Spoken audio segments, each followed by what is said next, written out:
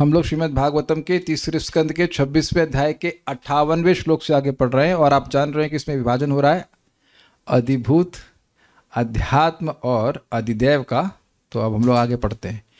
हस्तौ च निरभिद्येताम बलम ताभ्यम ततः स्वराट्। हस्तौ च निर्भिद्येतां बलं ताभ्यां ततः स्वराट्। पादौ च निरभिद्येताम गतिस्ताभ्याम ततो हरिः।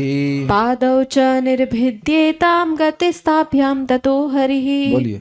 हस्तौ च निर्भिद्येतां बलं ताभ्यां ततः स्वराट्। हस्तौ च निरभिद्येताम बलम ताभ्याम ततः स्वराट्। पादौ च निर्भिद्येतां गतिस्ताभ्यां ततो हरिः। पादौ च निरभिद्येताम गतिस्ताभ्याम ततो हरिः।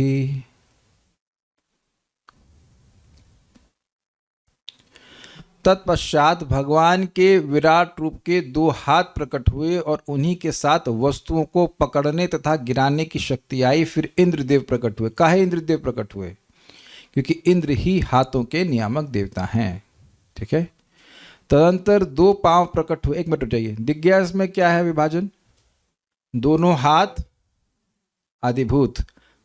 हाथ में अगर बल होगा, कुछ पकड़ने की शक्ति होगी, तो वो उसका सूक्ष्म हुआ ना, तो हो गया अध्यात्म, हो गया इजी। और जो उसके नियामक देवता इंद्र हैं वो हो गए इसके अधिदैव। ठीक है। तदंतर 2 पांव प्रकट हुए, उन्हीं के साथ चलने फिरने की क्रिया आई। तो चलने फिरने की पांव क्या हो गए?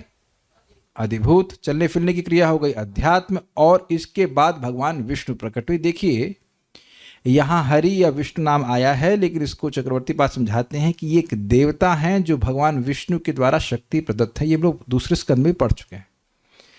श्रीधर स्वामी कहते हैं विष्णु, लेकिन यहाँ पर विष्णु ना होकर के विष्णु, क्योंकि विष्णु हृदय में स्पेशली निवास करते हैं, तो विष्णु के द्वारा शक्ति प्रदत्त देवता को ग्रहण करना चाहिए, जो कि चरण को कंट्रोल करते हैं। ठीक है। हस्तौ 2 हस्त, दोनों हाथ, निर्भिद्यताम प्रकट हुए, च और ताभ्याम उन दोनों से बल, उसमें बल आया यानी अध्यात्म आया। स्वराट उसके देवता इंद्र हुए। अब देखिए स्वराट शब्द सामान्यतः भगवान के लिए प्रयोग होता है, लेकिन यहाँ पर कंटेक्स्ट में भगवान नहीं है तो इंद्र को ले आ रहा है। ततः उसके पश्चात पादौ निर्भिद्यताम दोनों पैर प्रकट हुए, तथा ताभ्याम उन दोनों से गति यानी गमन शक्ति अध्यात्म है। और तथा हरि उसके देवता भगवान विष्णु उत्पन्न हुए। तो यहाँ भगवान विष्णु का मतलब क्या है? भगवान विष्णु के द्वारा शक्ति प्रदत्त एक देवता विशेष को रखा गया है यहाँ पर। ठीक है। भावार्थ दीप का स्वराट शब्द इंद्र का वाचक है और हरि शब्द विष्णु का वाचक है। ये श्रीला श्रीधर स्वामी पाद ने लिया है, लेकिन सारार्थ दर्शनी थोड़ा अलग इसमें पॉइंट बोलते हैं। स्वराट मतलब इंद्र, इस कॉमन है। हरि अर्थात यहाँ हरि कहने से उनके आवेश अवतार विशिष्ट देवता हैं। मतलब वो कोई जीवात्मा है या जो भी देवता हैं, उनको भगवान हरि ने शक्ति दी है कि आप पांव को कंट्रोल करेंगे। यह संदर्भ में श्रीला जीव गोस्वामी के द्वारा कहा गया है। तात्पर्य, हाथों का अधिष्ठाता देव इंद्र और गति का अधिष्ठाता देव भगवान विष्णु हैं। विराट पुरुष के पांव प्रकट होने पर विष्णु का प्रकट हुआ। अब आगे नाड़ियों के बारे में। नाड़ी इज नॉट प्रभुपाद पे अनुवाद के नसें और नाड़ियाँ। That's interesting. अगर आप नस बोलते हैं तो उसमें रक्त बहेगा, नाड़ी बोलेंगे तो उसमें प्राणिक एनर्जी फ्लो करती है।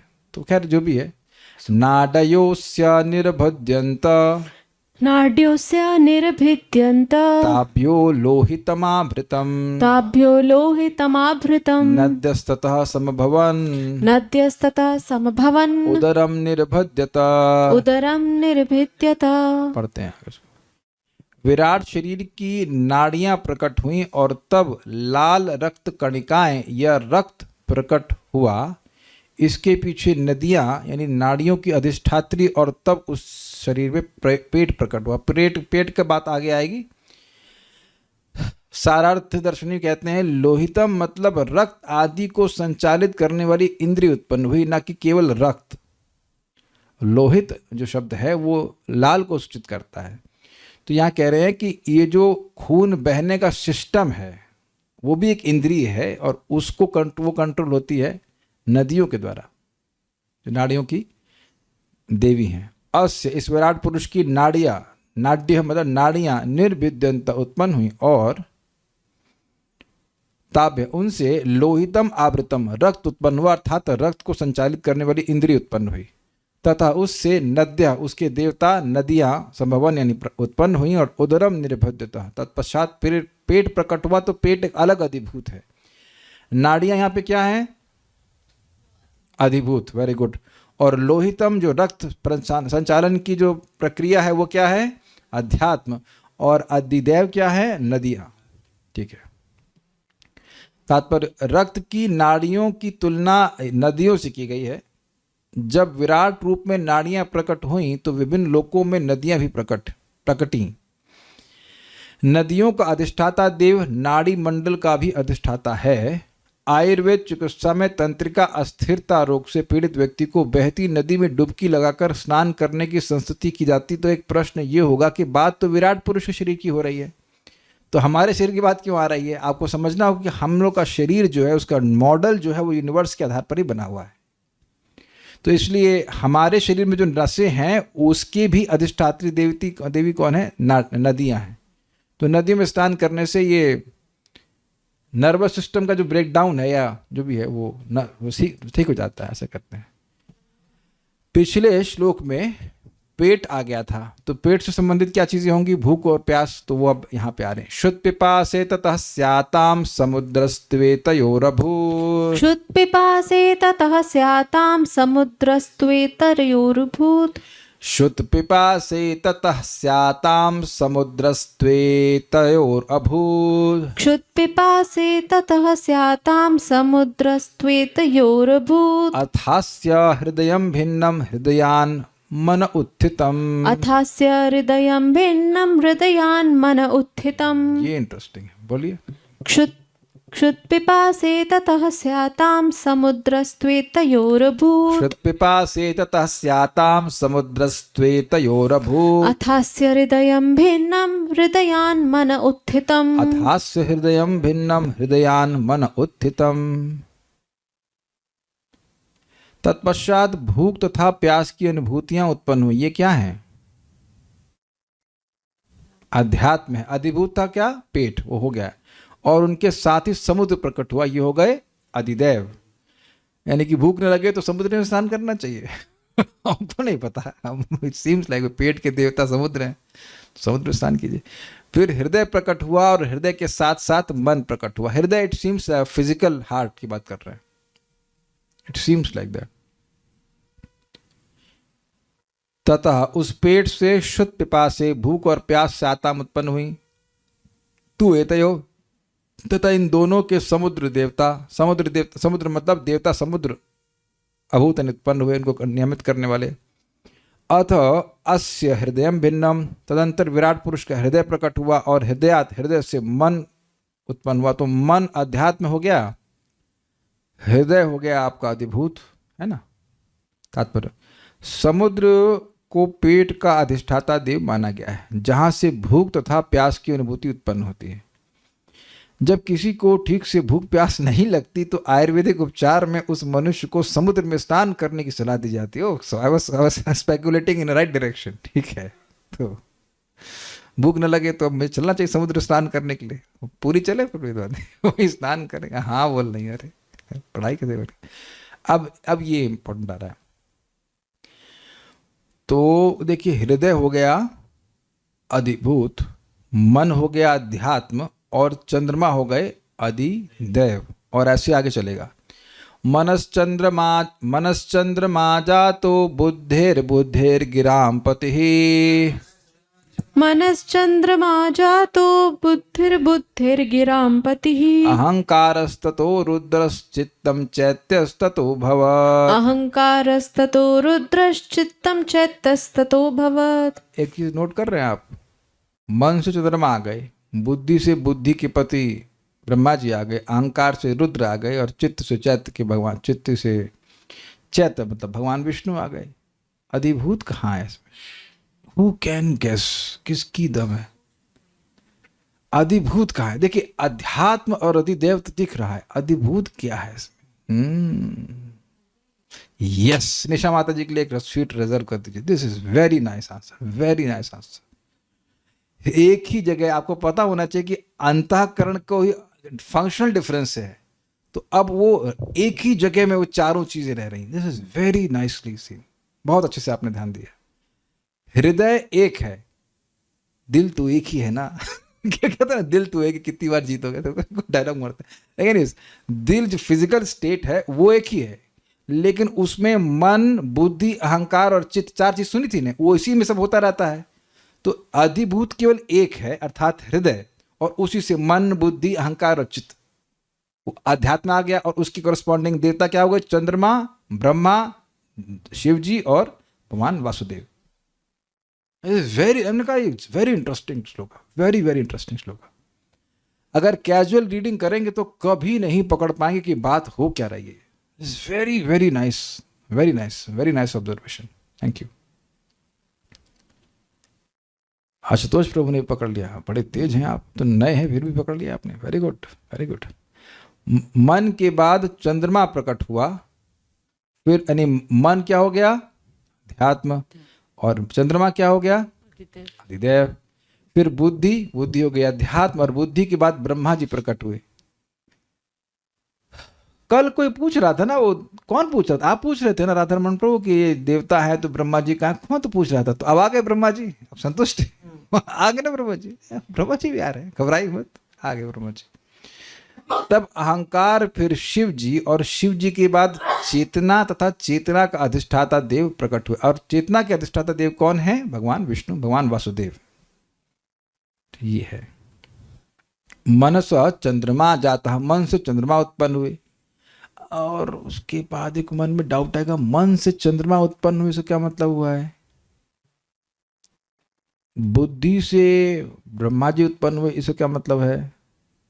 हमको कुछ नहीं समझ में आ रहा है। अध्यात्म से अधिदैव कैसे आ रहा है, ये तो हमको समझ में नहीं आ रहा है। अभी तक कुछ इस पर कुछ प्रकाश किया भी नहीं गया है कि अध्यात्म से अधिदैव कैसे आ रहा है। बस इतनी बात समझ में आ रही है कि इसका नियमन करने वाले हैं, इसके कॉरस्पॉन्डिंग एक व्यक्ति आ जा रहा है। मन को चंद्रमा में मतलब मन आया तो मन को नियमन करने वाला कोई होना चाहिए, तो चंद्रमा आ गया, ऐसे बात है।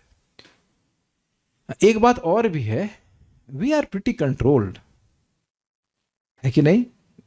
आप वेदवादी जानती हैं कि किसी का चंद्रमा कमजोर होता है तो उसका मन वो चंद्रमा की कलाओं के संग वो अलग कला प्रस्तुत करेगा, डिप्रेस हो जाएगा, वो डाउन हो जाता है। ऐसा it is pretty helpless. Her element हमारे शरीर का एक देवता कंट्रोल कर रहा है, और फिर भी हम सोच रहे हैं कि वी आर इन कंट्रोल। मनसः चंद्रमा जाता, मन से चंद्रमा उत्पन्न हुआ। बुद्धि यानी फिर बुद्धि, और बुद्धे गिराम पति, बुद्धि से वाणी के देवता, वाणी के देवता ऐसे होना चाहिए। गिराम पति मतलब वाणी के देवता ब्रह्मा जी उत्पन्न हुए। गिराम पति अलग अलग नहीं हुए, एक साथ कंपाउंड वर्ड है गिराम पति। वाणी, गिरा मतलब होती वाणी। हाँ, कुछ आप लोग को दिक्कत नहीं हो रही है? वाणी की देवी तो सरस्वती हैं, और बुद्धि के तो ब्रह्मा जी हैं। तो अभी क्या, हम थोड़ा सा डाउट हो रहा है। बुद्धि में जो आता है वो वाणी पे अग्नि को बोलने के लिए गया था, तब ये गिरापति, दो लोग आ गए क्या? अब ये भी सही कह रही है वेदवादिनी की जो बुद्धि में होता है वो बोलता है व्यक्ति, तो उस तरह से होगा। Not really, I am not, कुछ समझ में नहीं आ रहा है। तो या तो ऐसा होगा कि जो बुद्धि जैसे इनपुट दे रही है, वो इनपुट देने का काम ब्रह्मा जी का, और बुलवाने का काम अग्नि का होगा। अग्नि बोला था ना, वाणी के देवता तो अग्नि है। तो इसको हम थोड़ा नहीं समझ पा रहे हैं, लेकिन ठीक है बुद्धि, इतना तो क्लियर है कि बुद्धि के जो नियामक हैं वो ब्रह्मा जी हैं। तथा उसके पश्चात अहंकार उत्पन्न हुआ, और अहंकार रुद्र, उनके देवता रुद्र अर्थात शिव जी हैं। चित्तम, तत्पश्चात चित्त, और तथा उससे चैत्य, चैत्य मतलब चेतना के अधिष्ठाता देव वासुदेव अभवत उत्पन्न हुए। देखिए अब स्पष्ट है कि चित्त एक भौतिक तत्व है, और उससे भगवान वासुदेव नहीं आ सकते। भगवान वासुदेव तो शाश्वत है। तो इससे हमको बात जो समझ में आ रही है वो ये है कि एक सीट बनाई जा रही है। जैसे ये सीट से मैं नहीं आया हूं, आप लोग लगता है हम सीट से आए हैं। वेदवादिनी आप सीट से आई जो बैठी हुई है, आप लोग जो आसन में बैठे हुए हैं, आसन सेट कर दिए गए तो आप आके बैठ गए। और यहाँ मैं देख रहा हूँ कि सबका एक आसन फिक्स सा हो गया है। करना मित्रों यहाँ बैठेंगे, साइंटिस्ट प्रभु यहाँ, अब कहता नाम ही महावीर प्रभु यहाँ बैठेंगे, सुंदरा माता जी ने बाहर आता नहीं रखा। आप लोग भी देखो ना, अपने लिटरली नीतू सिंह माता जी के पीछे पर्दा वही रहता है कि नहीं? सेम आसन। तो पर्दे से आई हैं आप, पर्दे से नहीं आई हैं, लेकिन वो सीट है, वहाँ जाके बैठ जाते हैं। जैसे सिनेमा हॉल में सीट पहले से लग जाती है, वहाँ जाकर आप आसीन हो जाते हो, पिक्चर देख रहे हैं, जो कुछ भी कर रहे हैं। I hope that's my understanding. क्योंकि चित्त के, वही बोले चित्त के अधिष्ठाता, अधिष्ठाता मतलब बैठने वाले। शिव जी थो ना अहंकार से आए हैं, लेकिन उसको बैठे हुए हैं, उस पर कंट्रोल, उसके कंट्रोलर है, नियामक है, ये बात है।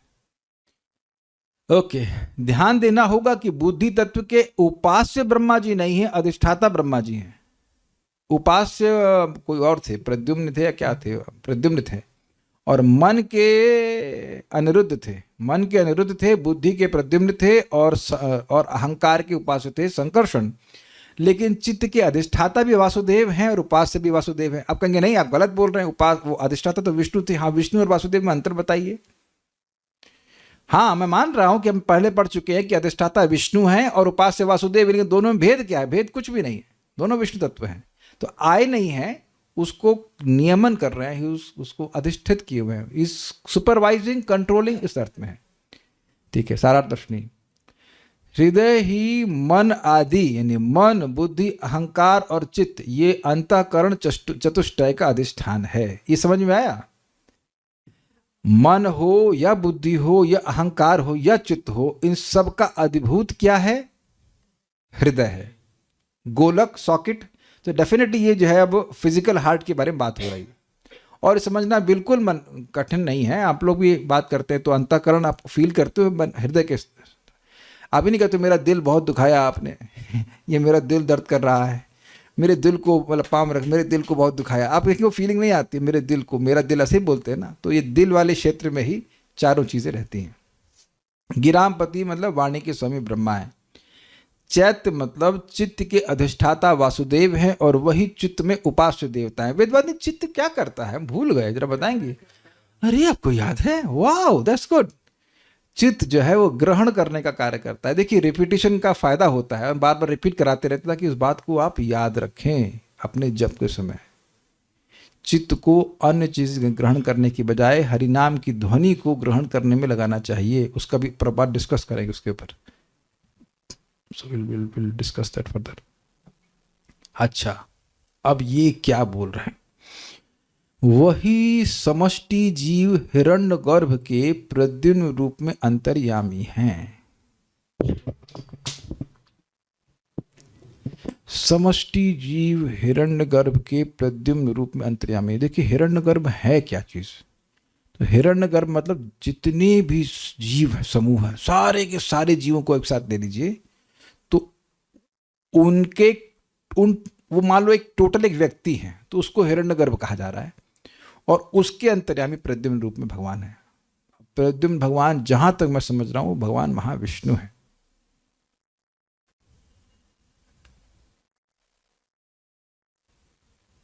नहीं, गर्भोदक्षय विष्णु है, क्योंकि भगवान महाविष्णु सारे ब्रह्मांडों के अंतर्यामी है। तो भगवान गर्भोदक्षय विष्णु एक ब्रह्मांड में जितने समष्टि जीव है उनके अंतर्यामी है। ठीक है, तो वो प्रद्युम्न है।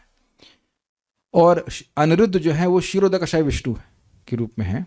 जो चार होते हैं ना वैकुंठ में, प्रद्युम्न, अनिरुद्ध, संकर्षण और वसुदेव, तो उन्हीं के एक्सपेंशन यहाँ पे हैं। तो महाविष्णु संकर्षण के हैं, if I am not going wrong, Pradyumna के हैं गर्भोदकशय विष्णु, और अनिरुद्ध के जो है वह क्षीरोदकशय विष्णु। इस तरह से भी एक्सपेंशन है। तो वही वासुदेव व्यष्टि जीवों में यानी इंडिविजुअल जीवों में अनिरुद्ध रूप से अंतर्यामी है। तो आपके अंतर्यामी का नाम क्या है राधारमण प्रभु? अनिरुद्ध। व्यष्टि मतलब इंडिविजुअल जीव। भाई देखिए उन सभी में कोई भेद नहीं है, केवल वो किस तरह से शंख चक्र पकड़े हुए उससे भेद करते, नहीं तो व्यक्ति वही है, अलग अलग कुछ नहीं है इसमें। तो हम लोगों के हृदय में, हर इंडिविजुअल जीव के हृदय में जो भगवान हैं विष्णु, उनको अनिरुद्ध कहेंगे या क्षीरोदकशय विष्णु भी कहते हैं, जो परमात्मा के रूप में, वही वासुदेव उस रूप में विस्तारित किए हुए। कैसे मालूम चला? यह लघु भागवतामृत जानना चाहिए। कब पढ़ाएंगे? आएगा, उसको पढ़ा देंगे, अभी तक जान लीजिए। यहां चैत्य शब्द से चित्त के अधिष्ठाता क्षेत्रज्ञ जीव कहना उचित नहीं है। अब ये कहने की क्यों जरूरत है, हमने यहाँ टीका नहीं रखी है। श्रील श्रीधर स्वामी पाद ने चैत्य का अर्थ लिया क्षेत्रज्ञ, पर इतना बोल दिए वो। लेकिन देखिए क्षेत्रज्ञ के दो अर्थ हैं, क्षेत्रज्ञ यानी जीव और क्षेत्रज्ञ मतलब भगवान। तो इसलिए क्लियर करना जरूरी है कि क्षेत्रज्ञ मतलब जीव नहीं, क्योंकि जीव चित्त को अधिष्ठाता नहीं है और ना इसका उपास्य है। चित्त को कंट्रोल करने वाले होते तो कितना मजा आता लेकिन चित्त कंट्रोल में कहाँ रहता है भाई ठीक है ना, किसी का चित्त कंट्रोल में रहता है उसके, ऐसा तो नहीं है। प्रयास करते कि चित्त भगवान में लग जाए, लेकिन एकदम नियामक तो नहीं है। क्योंकि उस क्षेत्रज्ञ जीव के कर्तृत्व और कर्णत्व का अभाव सर्वत्र प्रतिपादित किया गया है। क्या बोल रहे हैं भाई, ये बोल रहे हैं कि जीव स्वतंत्र कर्ता नहीं है और न ही जीव कर्म करने वाला है। ये आपको याद होगा ना, कर्तृत्व अभिमान, ये मिथ्या अहंकार, ये बार बार व्यक्ति को जन्म दे रहा है। वो सब कर्तृत्व किसका था, भौतिक प्रकृति का था। तो यह जीव चित्त का अधिष्ठाता हो ही नहीं सकता है। इसलिए क्षेत्रज्ञ को आप जीव नहीं ग्रहण कर सकते इस कंटेक्स्ट में। Is it okay? चैत्य मतलब क्षेत्रज्ञ, लेकिन क्षेत्रज्ञ यहां जीव नहीं लिया जाएगा, क्षेत्रज्ञ भगवान विष्णु को लिया जाएगा, क्योंकि वो नियमन करने वाले हैं, वो करता है, वही सारी चीजें करने वाले हैं। समझना की बात? ओके। श्रीमद् भागवत में 11:29-6 में प्रमाण दे रहे हैं, मेरे पीछे मत बोलिए। आचार्य चैत्य वपुषा स्वगतिम व्यनक्ति, ये उद्धव जी ने भगवान को बोला है। अर्थात जो बाहर आचार्य अर्थात श्री गुरुदेव के रूप में और भीतर चैत्य वपु अर्थात अंतर्यामी रूप में स्थित होकर विषय वासना को दूर करके अपने स्वरूप को प्रकट करते हैं, ऐसे उद्धव के वचन में भी चैत्य शब्द से अंतर्यामी ही कहा गया है। देखिए बड़ी इंटरेस्टिंग श्लोक है ये। आपने सुना है ना चैत्य गुरु, कर्णामित प्रभु सुने हैं चैत्य गुरु? चैत्य गुरु कौन था, कौन से संप्रदाय में है? कौन चैत्य गुरु कौन से संप्रदाय में है? कोई संप्रदाय नहीं है हाँ सही कह सकते हैं, किसी संप्रदाय में नहीं, सारे संप्रदाय उनसे शुरू होते हैं भगवान से शुरू होते हैं। तो चैत्य गुरु मतलब जो अंदर बैठे हुए हैं, वो भी तो कार्य करते हैं। अब उन्हें गीता में कहीं सुना है चैत्य गुरु का कार्य? चैत्य गुरु का कार्य परमात्मा का कार्य नहीं बोल रहा हूं मैं। Okay, very good. ईश्वर सर्वभूतानाम हृदय अर्जुन तुष्टति, वेरी गुड। और नहीं, मैं बोल रहा हूं गीता में कोई श्लोक याद आ रहे हैं जहां भगवान चैत्य गुरु की तरह कार्य कर रहे हैं? मत्तः स्मृतिर ज्ञानम अपोहनम च, भूल गए आप लोग? अच्छा यही भगवान को भुला दिए, ठीक है ओके। और दशम स्कंद के जो चतुश्लोकी भगवद गीता, उसका आखिरी श्लोक में क्या कहते हैं? ददाम, तीसरे श्लोक में उसमें बोलते हैं उसके 10th का 8, 9, 10, 10th होना, 10.10 होना चाहिए। क्या है? भजताम तेषाम सतत युक्ता नाम भजताम प्रीतिपूर्वकम ददामि बुद्धि योगम तम ये नमाम उपयंते।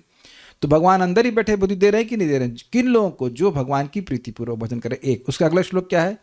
तेषाम एवानुकंपार्थम अहम अज्ञानजम तमः नाश्याम्य आत्मभावस्तो ज्ञान दीपेन भास्वता। उन भक्तों को जो प्रीतिपूर्वक भजन कर रहे हैं, उनके हृदय में ही बैठा मैं उनके सारा जो अज्ञान से जनित अंधकार है, तम है, उसको नष्ट कर देता हूं और ज्ञान का दीपक जला देता हूं। तो ये भी हो गया ना चैत्य गुरु का कार्य। गुरु मतलब जो ज्ञान प्रदान करे। देखिए बड़ी इंपॉर्टेंट बात है, जो एक प्रामाणिक गुरु हैं, आचार्य हैं, वो भगवान की ही बात बाहर से बोलते हैं, क्योंकि हम लोग सीधे परमात्मा से नहीं सुन सकते और कभी कभी हम सुनना भी नहीं चाहते परमात्मा बोले भी तो अरे रुको यार, रुक जाओ, शांत रहो, हमको पता है, हमको बजाता मत बताओ कि गलत है, हमको पता है। तो परमात्मा की नहीं सुनना चाहता है जीव या नहीं सुन सकता है, तो आचार्य की जरूरत पड़ती, तो वो आचार्य भगवान की ही बात बोलेंगे। तो बाहर से सहायता हो रही है और अंदर से भगवान समझने की प्रेरणा दे रहे हैं। आप लोगों ने देखा होगा कि किसी को भगवद गीता की सिंपल सी बात बताओ, उसको समझ ही नहीं आता है, वो कुछ से क्लिक ही नहीं करता है, क्योंकि उसका पुण्य नहीं है, तो अंदर से भगवान भी सहायता नहीं कर रहे हैं। इसीलिए जिन लोगों को समझ में नहीं आता है, तो आप क्या बोलते हैं? भैया प्रसाद खाओ, हरे कृष्ण मंत्र जपो, तो पुण्य बढ़ेगा। तो अपने आप बात समझ में आने लगती है। किसके संग ये नहीं हुआ है वह हाथ खड़ा करे। Okay, so you got the point. हम आश्चर्य, हमको थोड़े हास्यास्पद भी लगता है और आश्चर्यजनक लगता है। एक प्रभु जी, हम नाम नहीं रखेंगे, अब उनकी पत्नी बच्चे को लेके उनके पास गई कुछ समय बिताने के लिए। तो वो कहे, मैंने कहा प्रभु जी आप जब मैंने, अरे वो पत्नी बहुत डिस्टर्ब कर रही है, अब बस ये घर चली जाए तो हम साधना करेंगे। तो घर भेज दिए अपनी पत्नी को, घर या मायके जहाँ भी, जो भी है जहाँ भी भेज दिए। तो मैंने पत्नी से बात किया, माता जी आप भी जब में आइए। तो पत्नी इतनी आगे निकल गई कि 4:30 बजे माला खत्म कर दे रही है। तो हमने कहा ये क्या है, इतने स्ट्रॉन्ग टीचर तो है नहीं कि एक बार बोलेंगे मान जाए कोई व्यक्ति। So that Mataji also had some very amazing credits। नहीं तो एक बार में कोई व्यक्ति मान जाए, इतना किसी को नहीं चमकता है, नहीं चमकता भैया। हम तो कितनी सारे लोगों को बता चुके हैं, नहीं चमकता है। एक व्यक्ति को बोलते हैं एक दिन आते हैं, फिर उसके बाद वो एक हफ्ते बाद फिर काउंसिल करेंगे, फिर एक दिन आते हैं। हमने कहा ये क्या आप चंद्रमा वो क्या वो चंद्रमा की कलाओं की तरह साधना करते हैं। पहले एक दिन पूर्णिमा, अगले दिन अमावस्या, 15 दिन अमावस्या।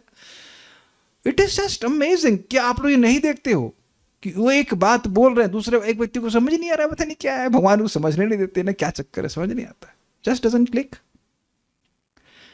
एनीवेज, तो ये बड़ी सुंदर बात है। इसीलिए बड़ी अमेजिंग बात यह है कि जब आप भगवान की बात बोलेंगे तो उसको अच्छा लगेगा, भगवान अंदर बैठे प्रसन्न हो रहे हैं, हाँ इसने ठीक बात बताई है, ये मेरी बात बता रहा है। And then slowly will help also. तो आप लोग समझ रहे होंगे कि कुछ बातें बताई जाती हैं, और कभी कभी भक्तों ने बोला भी कि प्रभु जी हमारे एक प्रश्न था, आपको कैसे पता चला कि हमारे मन में प्रश्न है और आप उसको एड्रेस करते हैं। हमने कहा भैया इतना हम कनेक्टेड नहीं है, हमें जो लिखा रहता है हम बोल देते हैं, लेकिन ऐसा हो जाता है कि जो प्रश्न मन में लेके चल रहा है भगवान उसे कनेक्ट करते हैं। या तो आपने कई बार देखा होगा कि मन में प्रश्न चल रहा है, कोई प्रवचन आपने लगा दिया, रिकॉर्डिंग्स लगा दी, या कुछ गीता का अध्याय खोल लिया और समझ आ जाती है बात। सो धीरे धीरे आपको समझ में आना चाहिए, आपको परमात्मा को रंगे हाथों पकड़ना चाहिए। हे आइडिया तुम दे भाई ये आइडिया कहाँ से आया। इवन आप देखेंगे कि आप साधना करेंगे ना, मटीरियल जीवन में मटीरियल चीजें हैं ना, उसमें भी Krishna becomes very active, very very active, very active. आपको दिखने लगेगा कि ये मैं नहीं हूं। बड़ा इंटरेस्टिंग है, प्रभुपाद जी मीटिंग में बैठे हुए थे अपने शिष्यों के संग, तो कोई समस्या थी और वो बोले अच्छा तुम बताओ। सब लोग ना। तो कई लोगों ने बोला, कोई सजेशन दिए, फिर एकदम से प्रभुपाद जी ने बहुत सुंदर सेशन दिया। तो लोग बोले कि आपने पहले क्यों नहीं दिया।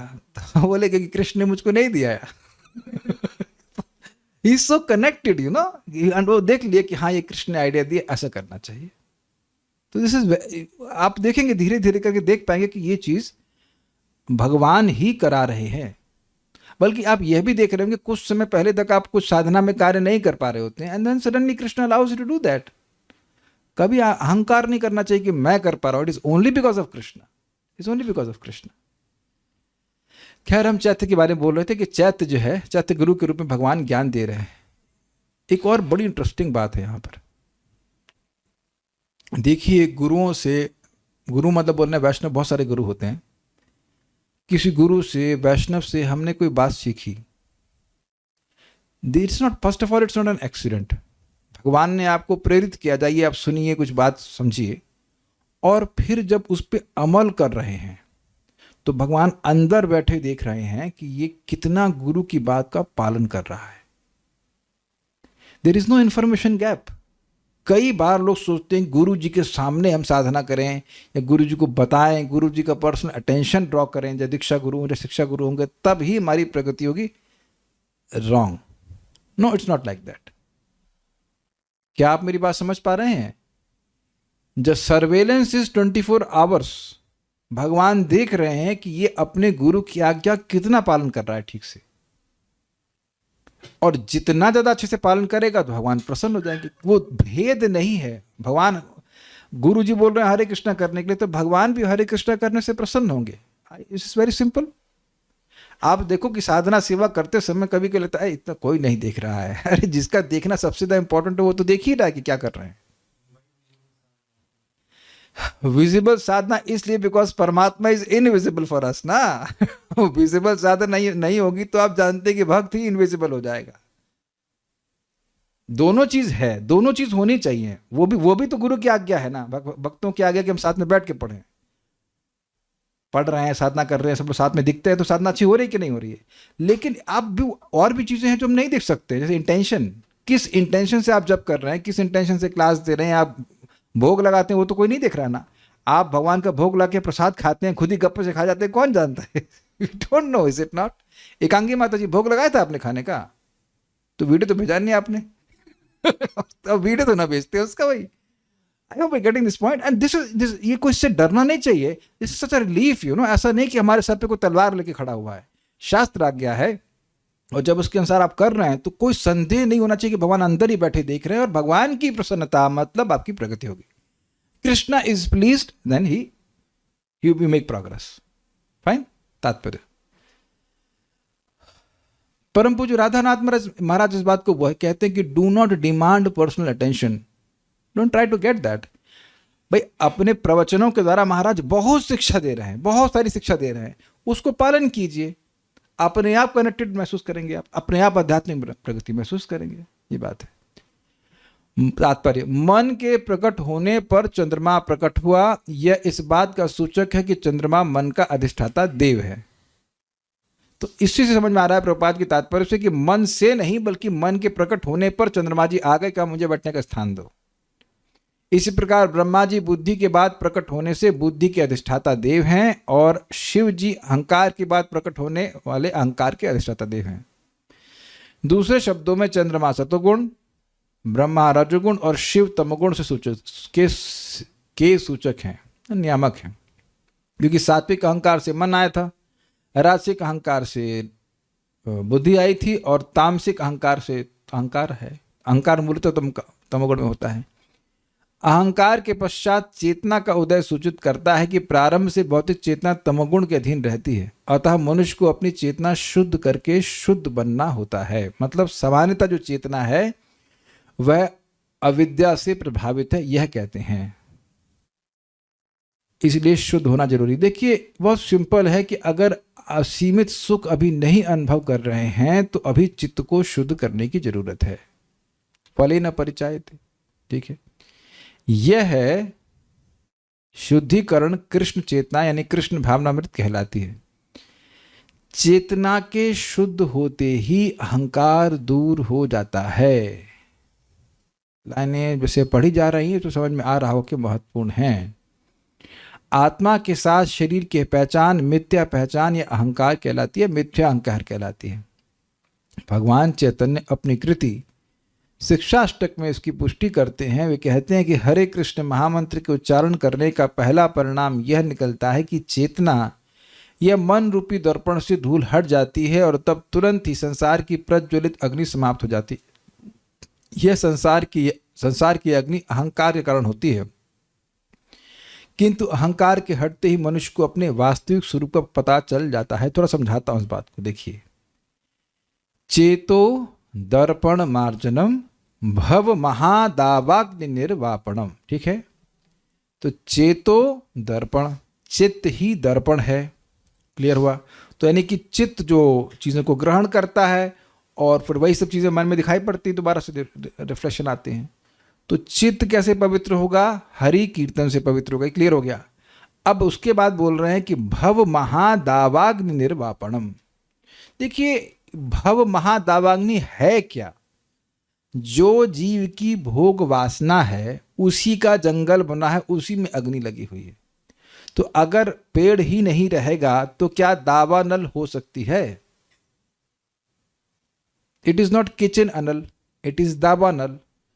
जब जंगल ही नहीं रहेगा तो फिर कैसे रहेगी दावानल? ये बताइए आप। वेदवादी समझ पा रहे हैं बात? तो भगवान का नाम उच्चारण करने से मिथ्या अहंकार समाप्त। और आपने बिल्कुल क्लियर समझा था, अहम मम अभिमानव थय काम लोभाधि भेल मलय। सारे अनर्थों का मूल है मिथ्या अहंकार, कि मैं ये देह हूं। सब समझ पा रहे हैं बात? रिपीट कर रहा हूं, बात समझने वाली है। तो जैसे जैसे भगवान का नाम बोलता जाता है, जीव जितना ज़्यादा बोलता चला जाएगा और हो सके तो थोड़ा ध्यानपूर्वक करने का प्रयास करेगा, तो वो देखेगा कि वासनाएं गायब हो रही हैं। वासना रहेगी, यानी एक पेड़ भी रहा तो जलन महसूस होगी। इसको आप प्रैक्टिकल अनुभव कर सकते हैं कि भागवत सुनने की वासना इच्छा है, नाम जप करने की इच्छा है, तो कभी हृदय में जलन नहीं होती। सब लोग स्वीकार है अनुभव रूप से? Are you self realize in this point? अगर आपके मन में यह हो भावना कि मैं कल सुबह उठ के जाऊं, मतलब जप करूंगा, तो किसी को दुख होता है इस वासना से? नहीं होता है, कभी हुआ ही नहीं है। आप भगवान की कोई भी सेवा की इच्छा करिए, कभी जलन नहीं होती। ये क्लियर एकदम दिख रहा है? लेकिन जब भी कोई भौतिक वासना आती है, उसी समय जलन शुरू हो जाती है। ये सब लोग देख रहे हैं कि नहीं? देखिए, ये श्लोक हम यहाँ पे ऐसे बस थ्योरी में पढ़ के जाएंगे तो हमें बहुत क्रोध आएगा कि कुछ समझा ही नहीं। इतने बुड़बक हमको नहीं होना है। We must realize, this is called self realization. हमने देखना है कि दोनों प्रकार की इच्छाएं हमारे हृदय में आती हैं और दोनों इच्छाओं का परिणाम उसी टाइम क्या होता है। वासना को पूरी करने की बात मैं बिल्कुल नहीं कह रहा हूं, वासना जब आती है तब की बात कह रहा हूं। क्योंकि इसमें बहुत बड़ा प्रश्न बन जाएगा कि हमारे हृदय में कोई वासना आ रही है तो क्या वो भगवान के लिए है या नहीं, हम कैसे जानेंगे? देखिए, भगवान के लिए है तो कभी जलन नहीं होगी, कभी नहीं होगी। आप कहो कि क्या था, हाँ, वेद वादनी का जब बड़ा अच्छा हुआ, कहते हैं आज अच्छा हुआ है, आज हम गिरिराज जी के लिए फीस्ट बनाएंगे। अब बनाई कि नहीं बनाए हमको पता नहीं, लेकिन वो जो फीस्ट बनाने की इच्छा थी गिरिराज जी के लिए, उससे सुखी हुई थी कि नहीं आप? यू शुड रियलाइज दिस कि जब हम वही चीज, अगर कोई व्यक्ति कहे कि हम नाम नहीं रखना चाहते, एनी सेंस ग्रेटिफिकेशन, कुछ भी, मान लीजिए कोई कहे मैं मायापुर जाऊंगा, भगवान का दर्शन करूंगा, कितना मन में सुख होता है। ठीक है, थोड़ी तपस्या हो सकती है बीच में जाने में, लेकिन एक उल्लास होता है कि हम जाकर उधर दर्शन करेंगे, इनके दर्शन करेंगे, भगवान के दर्शन करेंगे। और वही व्यक्ति अगर कुछ और मटीरियल चीजों के लिए जाएगा, जलन होगी। और जलन हो रही है, नौकरी करूंगा, यहां जाऊंगा, वहां घूमूंगा, ये करूंगा, वो जलता ही रहता है। क्या आप लोग समझ गए? तो ये जो पहली लाइन समझ में आ रही, चेतो दर्पण मार्जनम भव महादावाग निर्वापण, मतलब चित्त रूपी दर्पण साफ हुआ। देखिए, आप समझिए, एक और इक्वेशन है, चित्त इज इक्वल्स टू मन इज इक्वल्स टू अहंकार इज इक्वल्स टू बुद्धि। ये अलग तत्व नहीं है। तो चित्त साफ किया तो अहंकार भी साफ हो जाएगा। जैसे मैंने एग्जाम्पल दिया था कि ये एक माउस है, ये माउस की तरह काम कर रहा है। अब इसके ऊपर मान लीजिए मट्टी जम जाए, तो मैंने साफ किया, अब मैं इसको किसी पर फेंकता हूं तो कम से कम साफ माउस से अस्त्र की तरह इस्तेमाल कर रहा हूं। Make sense?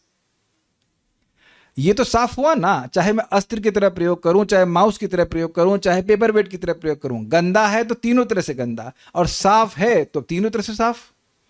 तो यदि चित्त किसी कार्य से पवित्र हुआ तो क्या आप इक्वेशन बैठा पा रहे हो कि वो अहंकार भी साफ हो जाएगा? तो अब हम लोग के लिए बड़ी इजी बात क्या है, अहंकार तो बड़ा सूक्ष्म समझ में नहीं आ रहा है, लेकिन चित्त समझ में आ रहा है कि चित्त वो चीज है जिसके द्वारा हम वस्तु को ग्रहण करते हैं। वस्तु मतलब शब्द, रूप, रस, गंध। क्लियर हुआ? ये तो एकदम क्लियर है, सब लोग इसको अनुभव कर पा रहे हो? फाइन। तो अब आप मेरी बात भी सुन ही पा रहे हैं। जब चित्त लगा रहे हैं, चित्त कहीं और लगाएंगे तो नहीं समझ पाएंगे। क्लियर? तो ये हम लोग को करना आता है। तो अब हम पूरा दिन प्रयास करें जितना संभव हो सके कि हमारा चित्त भगवत विषयक विषयों को ग्रहण करे। फूल भगवान को अर्पण है, वो ग्रहण करे।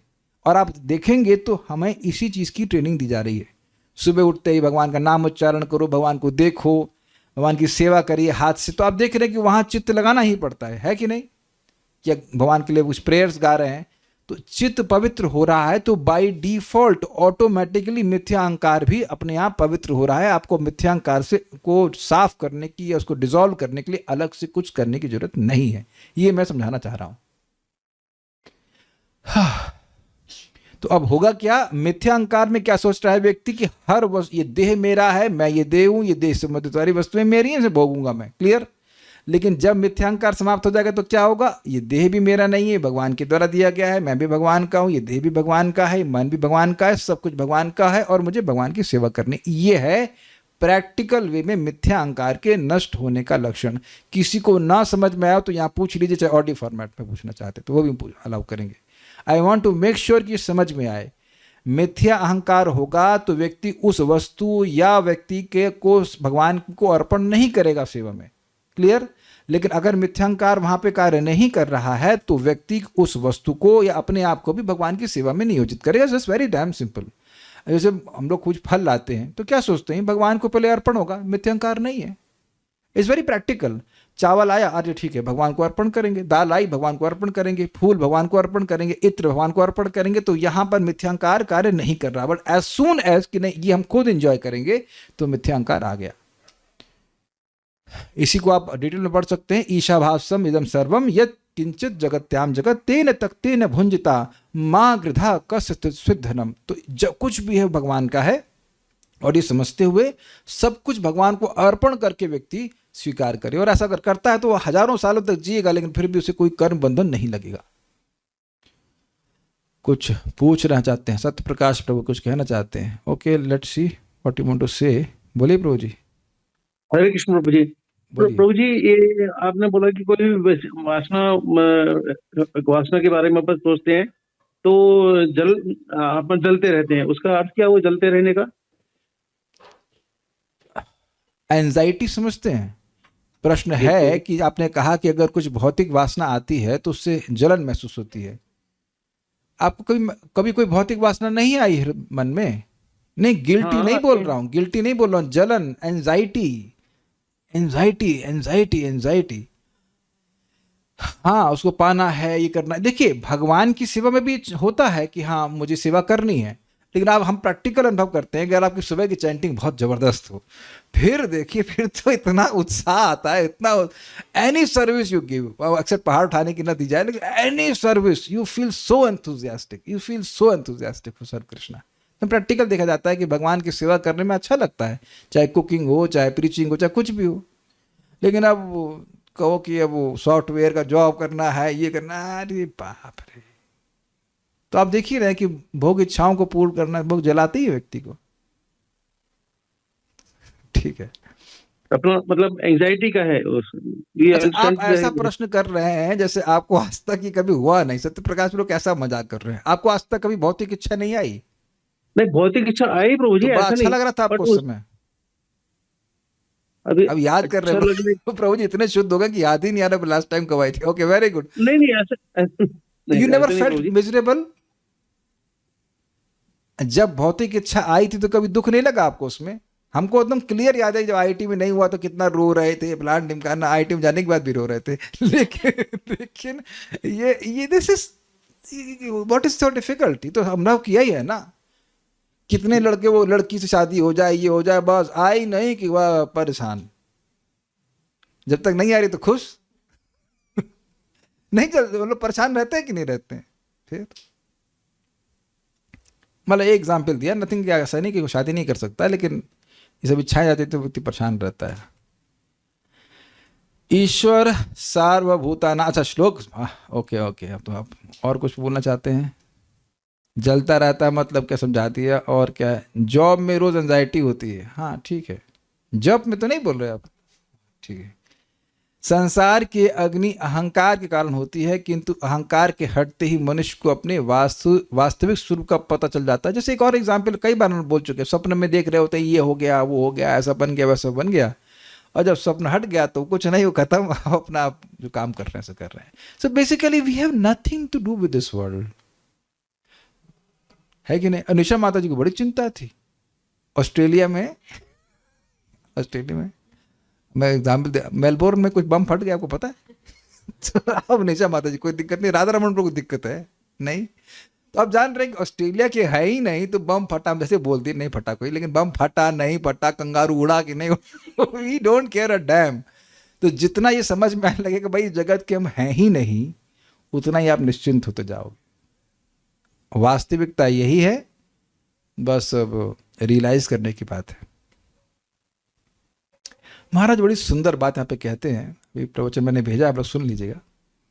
ये जगत सपने के समान है। तो अरे सपने के समान तो नहीं लगता है, कैसे समझे? तो कहना है, देखिए जैसे सपना आंख बंद होते, आंख खुलते ही खत्म हो जाता है, ऐसे ही जगत का जो भी आप देख रहे हैं वो आंख मूंदने पे बंद हो जाता है। मूंदना समझ रहे हैं? व्यक्ति की मृत्यु हो गई, सब जिनसे वो अपनी पहचान कर रहा है कि मैं बहुत ज्ञानी हूँ, मेरे फॉलोअर हैं, मेरा धन है, ये सारा सपना देख रहा है, सब समाप्त हो जाता है। तो जिसको ये विवेक जागृत हो गया, वो अपनी सारी एनर्जी भगवान की भक्ति में लगाएगा, एटलीस्ट ज़्यादा से ज़्यादा, एटलीस्ट ज़्यादा से ज़्यादा। और ये अब तो मैं प्रैक्टिकल देख रहा हूँ कि एक आध दो काउंसलिंग काफ़ी पैसे वाले हैं, like 7 lakh rupees a month उनके इनकम है, फिर भी जल रहे हैं, सिक रहे हैं, फ्राई, सर फट रहा है, दर्द हो रहा है, 7 लाख रुपए कम लगाओ उसमें सही होने के लिए। तो खैर ये मिथ्यांकार नष्ट होगा तो समाप्त हो जाएगा। उस समय वह सचमुच माया के पास से मुक्त हो जाता है। ज्यों ही वह मिथ्या अहंकार के चंगुल से छूटता है कि उसकी बुद्धि भी विमल हो जाती है और तब उनका मन सदैव भगवान के चरण कमलों में लगा रहता है। भगवान का आविर्भाव पूर्णिमा के दिन गौरचंद्र के अथवा कलंक रहित दिव्य चंद्रमा में हुआ चंद्रमा के अवतरण में हुआ।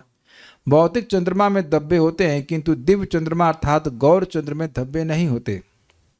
शुद्ध मन को भगवान की सेवा में लगाने के लिए मनुष्य को निष्कलुष चंद्रमा या गौर चंद्र की पूजा करनी होती है। जो लोग कामी हैं या जीवन में उन्नति करने में अपनी बुद्धि का प्रदर्शन करना चाहते हैं वे सामान्य रूप से ब्रह्मा के उपासक होते हैं, और जो लोग घोर अज्ञान में रहकर अपने को शरीर मानते हैं वे शिव जी की पूजा करते हैं। हिरण्यकशिपु तथा रावण जैसे भौतिकतावादी व्यक्ति ब्रह्मा या शिव के उपासक होते हैं, किंतु कृष्ण चेतना में रहने वाले प्रहलाद तथा अन्य भक्त परमेश्वर की उपासना करते हैं। एक मजेदार बात यह है कि यद्यपि ब्रह्मा जी बुद्धि के अधिष्ठाता देवता हैं, लेकिन हिरण्यकशिपु को बुद्धि नहीं दे पाए कि बेटा कोई अमर नहीं हो सकता, मैं खुद भी अमर नहीं हूँ। देने का प्रयास किया लेकिन वहाँ ना दे पाए। तो एक मजेदार बात यह कि देवता लोग वस्तु में देते हैं लेकिन बुद्धि बिल्कुल नहीं देते हैं। और शिव जी के उपासक तो आप देख ही रहे, रावण, आपको पता है रावण शिव जी को भी डिस्टर्ब करना चाह रहा था कि वो पार्वती जी को हत्या ले। This is how this are people are. और ऐसे वो भाई साहब थे, क्या नाम था उनका, वृकासुर। वो शिव जी को उपासना किया, अंत में वो गर्दन अपनी काटने वाला था, शिव जी दया करके सामने प्रकट हो गए तो देखा कि पार्वती तो बड़ी सुंदर, इतनी सुंदर स्त्री इसके संग रहेगी, नहीं तो मेरे साथ रहनी चाहिए। तभी वो मांगा कि जिसके सर पर रखूं वो मर जाए। अदरवाइज इसका क्या मतलब है इस बेनेडिक्शन का। और फिर शिव जी के पीछे भागा मारने के लिए। तो आप समझ सकते हैं कि उसकी कितनी घोर प्रकार की बुद्धि होगी। और बड़ा मजेदार बात यहाँ पे और भी है, जब शिव जी आगे आगे भाग रहा है और ये पीछे पीछे भाग रहा है, जब शिव जी तो भगवान के भक्त हैं, परेशान हो गए, तो भगवान एक ब्राह्मण बालक के रूप में वहाँ पे आए और उससे बोलते हैं वृकासुर से, उसका नाम था क्या, वृकासुर, और दूसरा नाम क्या है उसका, भूल रहा हूँ, एनीवेज वृकासुर उसका नाम था। तो शकुनी का बेटा था। तो बोले हे शकुनी नंदन, आप अपने शरीर को इतना कष्ट क्यों दे रहे हैं। तो तुरंत वो कॉन्शियस हुआ, हाँ मैं शरीर को इतना कष्ट क्यों दे रहा हूँ। तो प्रपात कह रहे हैं कि जो भौतिकतावादी व्यक्ति है उसको शरीर के बारे में बताओ तो तुरंत वो आपको कहेगा ये मेरा मित्र है, क्योंकि अपने को शरीर ही मानता है। और आप देखेंगे कि इस तरह के वीडियोस यूट्यूब में कितने वायरल होते हैं हेल्थ के ऊपर। It's not good, it's not bad to take care of health, इन केवल शरीर को चमकाने के लिए ये क्रीम लगाइए, वो कीजिए, वो असुरों की मानसिकता ही होती है कि मैं देह हूँ और जो मेरे देह के लिए अच्छा कर रहा है वो मेरा मित्र है, ऐसे करके। उसके बाद भगवान उसको अपनी बातों में बोल जाते हैं, कहते हैं देखिए अब जब से दक्ष का साप लगा इसका कोई शाप काम नहीं करता, कहाँ आप उस झूठे की बात में फंस गए। अरे अब कुछ नहीं, अपने सर पे हाथ रख के देखिए, कुछ नहीं होगा। उसने हाथ रखा, बस वो खत्म। नरकासुर नहीं था, भौमासुर, नहीं, गलत नाम मत बताइए, वृकासुर नाम था। गुस्सा हो जाएगा वो। कम से कम नाम तो सही रखो, मैं गलत काम कर रहे, नाम तो गलत मिल रहा। इसको हम अभी नहीं समझा पाएंगे, तो कल पढ़ाते हैं। तो ये सब हुआ, लेकिन अभी फिर कुछ और घटना होती है तो उसको हम कल देखते हैं। ये थोड़ा सा टेक्निकल चीज़ है समझाने के लिए, इसको कल से शुरू करते हैं। कोई प्रश्न किसी भक्त का है तो हम देख लेते हैं। भक्ति में भी हो सकती है एक एंजाइटी। देखिए भक्ति में एंजाइटी जरूर होती है। कौन भक्त यहाँ कह सकता है कि उसको अपने 16 माला जप करने की कोई एंजाइटी नहीं है। जिसको नहीं है उसकी होगी भी नहीं पूरी। हमने देखा है जो लोग एकदम मस्त है, भाई हो जाएगी तो हो जाएगी, नहीं हो तो फिर उनकी हो रही है पीएम में, पोस्टमार्टम चल रहा है कि नहीं, खुश है, कोई दिक्कत नहीं। दाल एक भक्त मिले, वो कहते हैं 8 बजे उठते। हमने कहा तो जब कर, नहीं 8 बजे उठे, नहाए धोए, खाना वाना खाया, 10 बजे चंटी। ये कौन से प्लेनेट पे है ये। तो ऐसा नहीं, एंजाइटी तो होती ही है। एंजाइटी होती है कि हम जब कर पाएँ, जब अच्छे से कर पाएँ, अटेंटिवली कर पाएँ, बट जलन नहीं होती है। जलन नहीं होती है, ये that is from your heart. You can directly experience कि जलन नहीं होती। किसी को जलन होती है कि जब, एंजाइटी होती ही है कि जब हो पाएगा कि नहीं, लेकिन जलन नहीं होती। Was it Bhasmasur? हाँ भस्मासुर ठीक है। भगवान के विशतर बारे कोई डायग्राम है? भगवान के विराट रूप के बारे में कोई डायग्राम है? कोई प्रभु जी मुझे समझ में नहीं आ रहा है ठीक से। देखिए आप वीडियो ऑफ करके क्लास सुन रहे हैं, जहाँ तक हम समझ रहे हैं। तो अब आप क्या कर रहे हैं? गोभी की सब्जी बना रहे हैं और विराट रूप के बारे में सुन रहे हैं, तो उसके बारे में हमारी कोई रिस्पॉन्सिबिलिटी नहीं है। क्या दोबारा पढ़े? अब आप कह रहे हो कि फ़ोटो दिखाइए, क्या फ़ोटो नहीं दिखाई थी? दिखाई थी। और ये कॉमिक्स बनाऊँ यहाँ पे तो कुछ तो बुद्धि लगानी पड़ेगी ना।